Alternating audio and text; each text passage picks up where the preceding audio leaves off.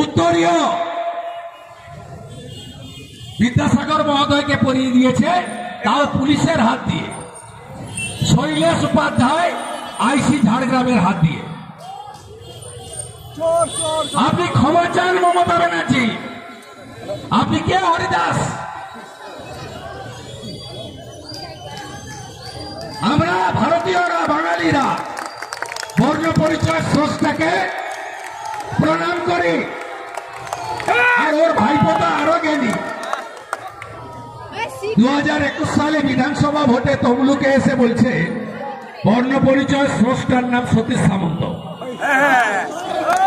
মনে আছে? 2021 বিধানসভা ভোটে হেলিকপ্টার চড়ে এসেছিল তোলাবাজ ভাইপো, বলছে বর্ণ পরিচয় স্রষ্টা সতীশ সামন্ত।